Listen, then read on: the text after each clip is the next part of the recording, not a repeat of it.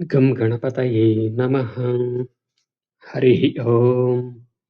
వాల్మీకి రామాయణంలో బాలకాండలో అయోధ్యకు ఋష్యశృంగుని రాక గురించి చెప్పుకుంటున్నాం. ఓ రాజేంద్ర, ఆ సనత్కుమార మహర్షి తన కథా ప్రసంగమునందు ఇంకను ఇట్లు చెప్పెను. అది మీకు హితకరమైనది, దానిని చెప్పెదను వినుము. ఇక్ష్వాకు మహారాజవంశమున దశరథుడు అను పేరు కల ఒక మహాపురుషుడు ఉదయింపగలడు. అతడు ధార్మికుడై సర్వ శుభ లక్షణములతో సత్యసంధుడుగా ప్రసిద్ధి వహించును. అంగరాజైన ధర్మరథునితో అతనికి మైత్రి ఏర్పడును. దశరథునకు శాంత అను కూతురు కలుగగలదు. అంగరాజైన ధర్మరథుని కుమారుడైన చిత్రరథుడు రోమపాదుడుగా ప్రసిద్ధికెక్కును. ఆ రోమపాదుని కడకు సుప్రసిద్ధుడైన దశరథ మహారాజు వెళ్ళును. పిమ్మట అతడు, ఓ ధర్మాత్ముడా, నాకు పుత్ర సంతానం లేదు.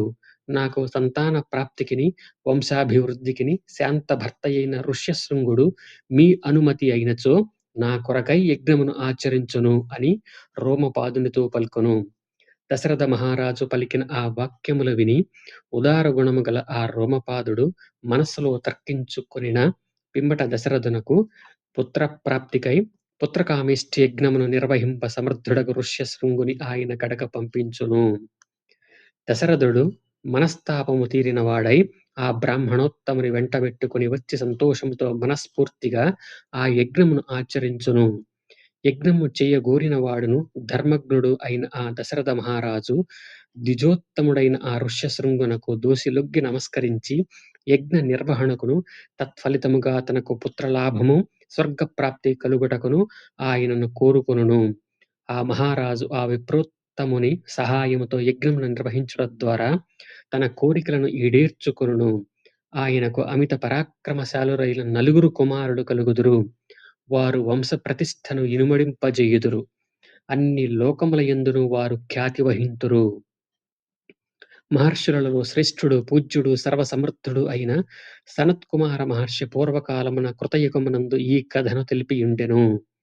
ఓ నరోత్తమ మహారాజా, పుత్రార్థివైన నీవు పురోహితుల ద్వారా గాక స్వయంగా పరివారములతో వాహనములతో వెళ్ళి పూజార్హుడైన ఆ ఋష్యశృంగముని సాదరముగా తీసుకొని రండు.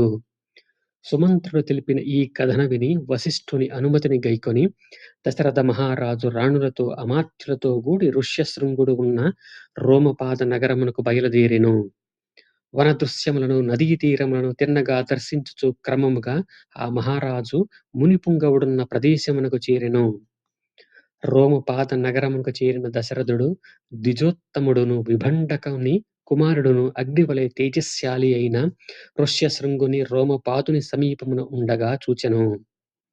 అంతటా రోమపాదుడు దశరథ మహారాజుతో తనకు గల మైత్రిని పురస్కరించుకొని ప్రసన్న మనస్కుడై సముచితముగా ఆయనకు విశేష పూజలను గావించెను. ధీశాలి అయిన ఋష్యశృంగునకు రోమపాదుడు తనకు దశరథునితో గల మైత్రిని బంధుత్వమును గూర్చి తెలిపెను. అప్పుడు ఆ ముని దశరథుని పూజించెను. ఇట్లు సత్కారములు పొందిన దశరథ మహారాజు రోమపాదునికడ 7 దినములు గడిపి పిదప ఆయనతో ఇట్లనెను. ఓ మహారాజా, నీ కూతురైన శాంతను అల్లుడైన ఋష్యశృంగుని నా నగరమునకు పంపుము. అచట ఒక మహత్కార్యము జరగనున్నది. రోమపాదుడు ప్రతిభామూర్తి అయిన ఋష్యశృంగుని ప్రయాణమునకు తన ఆమోదమును తెలిపెను. పిమ్మట ఋష్యశృంగునితో, ఓ విప్రోత్తమా, నీ భార్య అయిన శాంతతో అయోధ్యా నగరమునకు వెళ్ళుము అని పలికెను. మునిపుత్రుడు ఆ మాటలు విని రాజుగారితో అట్లే అని పలికి రాజుగారి అనుమతితో భార్యతో గూడి బయలుదేరెను. పరాక్రమవంతులైన దశరథుడు రోమపాదుడు ఇద్దరును పరస్పర నమస్కారములతో స్నేహపూర్వకమైన ఆలింగనములతో ఆనందించిరి. అనంతరము దశరథుడు రోమపాదునికడ సెలవు గైకొని బయలుదేరెను. పిమ్మట అతడు త్వరగా వెళ్ళునట్టి దూతల ద్వారా తమ రాకను తెలుపుచు పౌరులకు తన ఆదేశమును పంపెను. నగరమునందు అంతటను పూలదండలతో అరటి స్తంభములతో అలంకరింపుడు. కస్తూరి కలాపితో సుగంధ ధూప పరిమళములతో వీధులను గుబాళింపజేయుడు. పతాకములను ఎగురవేయుడు. పౌరులు రాజుగారి శుభాగమన వార్తను విని మిక్కిలి సంతోషించిరి. రాజుగారి సందేశము ప్రకారము పూర్తిగా నగరమును అలంకరించిరి. పిమ్మట దశరథుడు శంఖదుందుభుల ధ్వనుల మధ్య విప్రోత్తముడైన ఋష్యశృంగుని ముందుంచుకొని బాగుగా అలంకరింపబడిన నగరమున సపరివారముగా ప్రవేశించెను. ఇంద్రుని వలె పరాక్రమశాలి అయిన దశరథుడు ఆదర సత్కారములతో నగరమునకు తీసుకొని వచ్చుచున్న బ్రాహ్మణోత్తముని జూచి ఆ నగర వాసులెల్లరూ మిక్కిలి సంతోషపడిరి.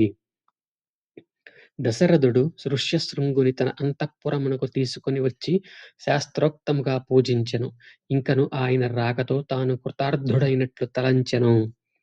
భర్తతో గూడి ఆ విధముగా విచ్చేసిన విశాలాక్షియగు శాంతను జూచి అంతఃపుర కాంతలందరును ఎంతగానో సంబరపడిరి. అంతఃపుర స్త్రీలను జనకుడైన దశరథ రాజు ఆ శాంతాదేవిని బంధు మర్యాదలతో గౌరవించిరి. ఆమెయు తన భర్తయగు ఋష్యశృంగుడితో అచట కొంతకాలము గడిపెను.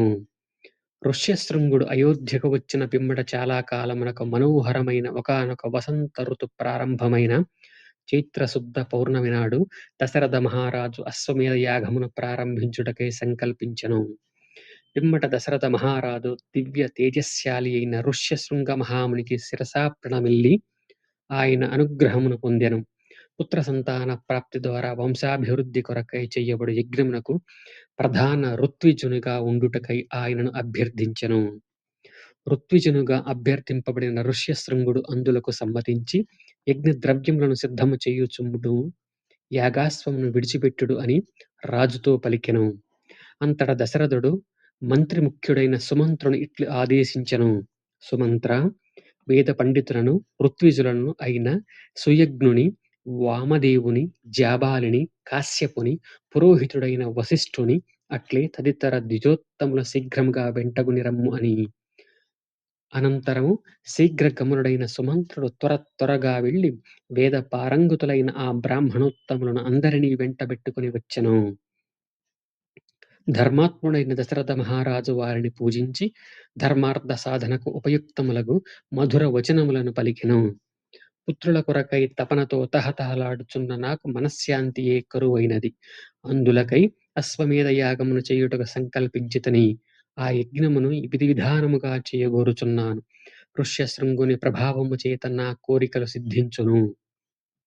పిమ్మట వశిష్ఠుడు మొదలగు బ్రాహ్మణోత్తములందరూ రాజు పలికిన మాటలను విని బాగు బాగు అని ఆనందించిరి.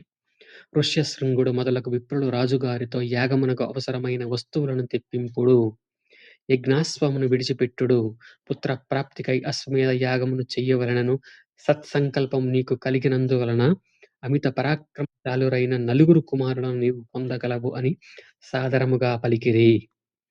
బ్రాహ్మణులు పలికిన ఆ మాటలను విని దశరథుడు మిక్కిలి సంతసించెను.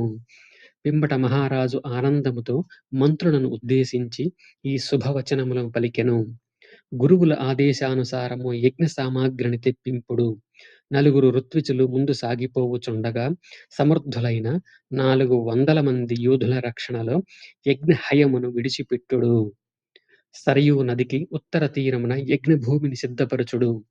క్రమము తప్పకుండా శాస్త్రోక్తముగా విఘ్న నివారకములైన శాంతి కర్మలను జరిపింపుడు. ఈ అశ్వమేధ మహాయజ్ఞమును ఆచరించుటలో కష్టములు గాని అపచారములు గాని సంభవించు అవకాశమే లేకున్నచో సామాన్యులైన రాజులు అందరును ఈ యజ్ఞమును చేయుటకు పూనుకొని ఉండిటి వారే. విద్వాంసులైన బ్రహ్మరాక్షసులు యజ్ఞ కార్యమునందల దోషములను వెతుకుచుందురు. వారు యజ్ఞమును భంగపరచుటకు యత్నించుచుందురు. యజ్ఞమునకు విఘ్నము కలిగినచో వెంటనే కర్త నశించును. నేను సంకల్పించిన ఈ అశ్వమేధ యాగము ఎట్టి లోపములు దోషములు లేకుండా యథావిధిగా పరిసమాప్తమగునట్లు చూడుడు. కార్య నిర్వహణమునందు మీరు మిక్కిలి సమర్థులు గదా. ఆ మంత్రులందరూ మహారాజు యొక్క ఆజ్ఞలను విని ప్రభువులు ఆదేశించినట్లే అని ఆయనను ప్రశంసించుచు తదాజ్ఞలను నిర్వర్తించిరి. ఆ బ్రాహ్మణోత్తములందరూ ధర్మజ్ఞుడైన మహారాజును కొనియాడిరి. ఆయన అనుజ్ఞను గైకొని వారు అందరూ తమ తమ నివాసములకెగిరి. విప్రులందరూ వెళ్ళిన పిమ్మట మిక్కిలి తేజశ్శాలి అయిన దశరథుడు మంత్రులందరినీ పంపివైచి తాను తన ప్రసాదమునకు వెళ్ళెను. ఇది వాల్మీకి మహర్షి విరచితమైన ఆదికావ్యమైన శ్రీమద్ రామాయణం నందరి బాలకాండమునందు 12వ సర్గము సమాప్తము.